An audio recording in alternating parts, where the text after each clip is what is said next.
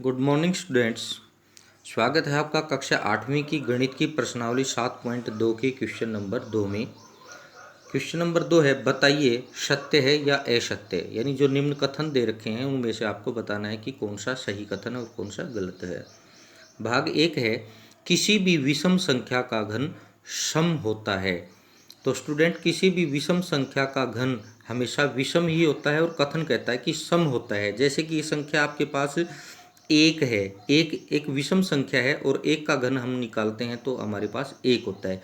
इसी तरह से 3 का घन हम निकालते हैं तो 3 का घन 27 होता है। यानी विषम संख्या का घन हमेशा विषम होता है और कथन कहता है कि सम संख्या होता है। तो यह कथन असत्य है। इसी तरह से भाग 2 है, एक पूर्ण घन दो शून्यों पर समाप्त नहीं होता। तो यह कथन सत्य है, क्योंकि हम जैसे एक संख्या 10 है, हम 10 का घन करते हैं तो 10 का घन हमारे पास 1000 आता है। तो ये 2 शून्य पर नहीं 3 शून्य पर समाप्त होता है। तो 3, 6, 9 इस प्रकार से घनों में शून्यों की संख्या होती है।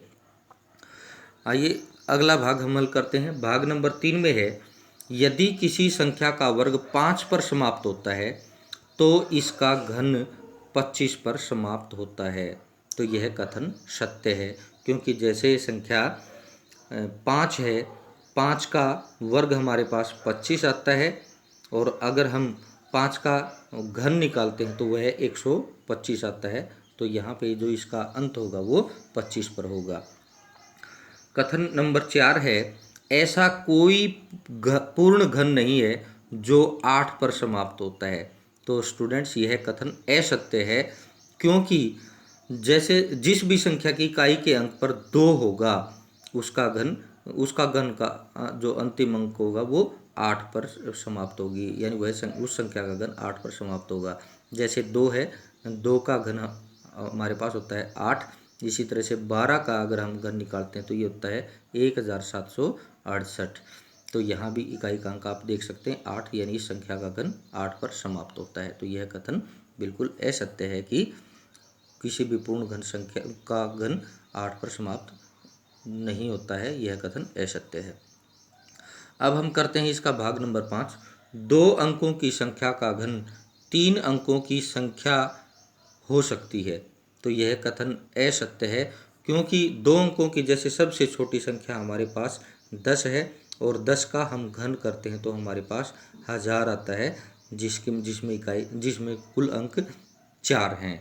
तो यानी 2 अंकों की संख्या में कम से कम अंकों की संख्या 4 होती है और अधिकतम अंकों की संख्या, जैसे हम 99 का घन करते हैं तो 99 के घन में 6 होती है। तो कम से कम संख्या 4 और अधिक से अधिक संख्या 6 होती है। तो यह कथन आपका असत्य है। अब है भाग नंबर 6, 2 अंकों की संख्या के घन में 7 या अधिक अंक हो सकते हैं। तो यह कथन भी असत्य है, क्योंकि स्टूडेंट अभी मैंने बताया कि 2 अंकों की अगर हम सबसे छोटी संख्या लेते हैं तो उसके घन में अंकों की संख्या 4 और 2 अंकों की सबसे बड़ी संख्या 99 लेते हैं तो उसके घन में अंकों की संख्या 6 होती है। और कथन में कहता है कि 7 या उससे भी अधिक हो सकते हैं। तो यह कथन असत्य है। इसी प्रकार से भाग नंबर 7 है, एक अंक वाली संख्या का घन एक अंक वाली संख्या हो सकती है। तो यह कथन सत्य है, क्योंकि जैसे हम 1 का घन करते हैं तो हमारे पास 1 आता है और अगर हम 2 का घन करते हैं तो हमारे पास 8 आता है। तो यहाँ पर एक ही अंक की संख्या हमें प्राप्त होती है। तो यह कथन सत्य है। आइए अब हम चलते हैं क्वेश्चन नंबर 3 पे। क्वेश्चन नंबर 3 है, आपको यह बताया जाता है कि 1331 यानी 1331 एक पूर्ण घन है। क्या बिना गुणनखंड किए आप अनुमान लगा सकते हैं कि इसका घनमूल क्या है? इसी प्रकार 4913, 12167 और 32768 के घनमूलों का अनुमान, यहाँ पे अनुमान शब्द है स्टूडेंट्स, अनुमान लगाइए। तो यहाँ पे हम देखते हैं 1331 के घनमूल का इकाई का अंक 1, क्योंकि हम 1 का घन करते हैं तो 1 ही आता है। तो जिस संख्या की इकाई के अंक पर 1 होगा उसके घनमूल का इकाई का अंक भी 1 होगा। अब दाईं तरफ से 3 अंकों को छोड़ने पर 1 बचता है। जैसे संख्या 1331 है, 1331 में हमने 3 अंकों को दाईं तरफ से छोड़ दिया तो हमारे पास 1 बचता है जो कि 1 का घन है। तो यहाँ पर इसका दहाई का अंक 1 होगा, तो यहाँ पे संख्या 11 प्राप्त होगी, यानी हमें 1331 का घनमूल 11 प्राप्त होता है। इसी तरह से 4913 के घनमूल का इकाइकांक देखना है। तो स्टूडेंट, मैंने यहाँ पे कुछ संख्याओं के घन लिखे हुए हैं। यहाँ पे जैसे 1 का घन है हमारे पास 1, 2 का घन है 8, 3 का घन 27। तो यहाँ पे आप इकाई के अंक यहाँ पे देख सकते हैं। जिस संख्या की इकाई का अंक 8 होगा उसके घनमूल का इकाई का अंक 2 होगा। जिस संख्या का इकाई का अंक 7 होगा उसके घनमूल का इकाई का अंक 3 होगा। जिसका इकाई का अंक 4 होगा, जिस पूर्ण घन संख्या का इकाई अंक 4 होगा उसके घनमूल का इकाई अंक भी 4 होगा। और जिस संख्या के इकाई अंक 5 होगा उसके घनमूल का इकाई अंक भी 5 होगा। तो इस प्रकार से मैंने ये संख्याएं नीचे लिखी हुई हैं। तो आप जो अन्य जो संख्याएं बची हुई हैं उनको भी इसी प्रकार से आप हल कर सकते हैं। जैसे कि आपके पास संख्या है 4913। तो 4913 के घनमूल का इकाई का अंक, क्योंकि संख्या के इकाई का अंक 3 है तो इसके घनमूल का इकाई का अंक यहाँ पे 7 होगा। अब 4913 में हम दाएं तरफ से यानी राइट हैंड साइड की तरफ से 3 अंक छोड़ देते हैं, हमारे पास 4 बचता है। और आप 4 देख सकते हैं कि 1 का जो घन है वो इस 4 से छोटा है और 2 का घन 4 से बड़ा है। तो इकाई का अंक जो छोटा होगा वही हो सकता है। तो इसमें जो दहाई का अंक होगा वो 1 होगा, क्योंकि 1 का घन 4 से छोटा है।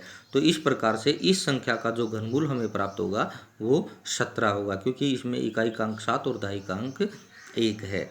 तो इसका घनमूल का इकाई का अंक 7 होगा। तो स्टूडेंट, इसी तरह से आपके पास जो संख्या है 12167, इसमें आप देख सकते हैं इकाई का अंक 7 है तो इसके घनमूल का इकाई का अंक यहाँ पे आप देख सकते हैं कि 3 होगा।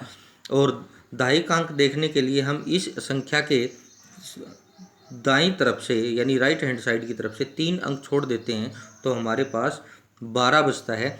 अब 2 का घन 12 से छोटा है और 3 का घन 12 से बड़ा है, तो इसमें दहाई का अंक हमारे पास 2 होगा। तो इस प्रकार से हमारे पास जो घनमूल संख्या प्राप्त होगी वो 23 होगी। इसी प्रकार से आप 32,768 में देखते हैं कि इसका इकाई का अंक 8 है तो इसके घनमूल का इकाई का अंक 2 होगा।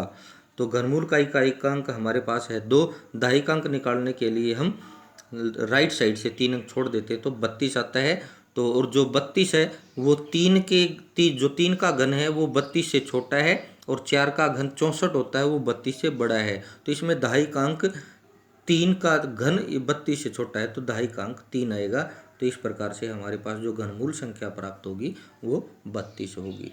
तो स्टूडेंट्स, उम्मीद करता हूँ कि आपको मेरे द्वारा समझाए गए ये सभी भाग अच्छी तरह से समझ में आ गए होंगे। तो आप अपनी फिर नोटबुक में इसको हल कर सकते हैं। धन्यवाद।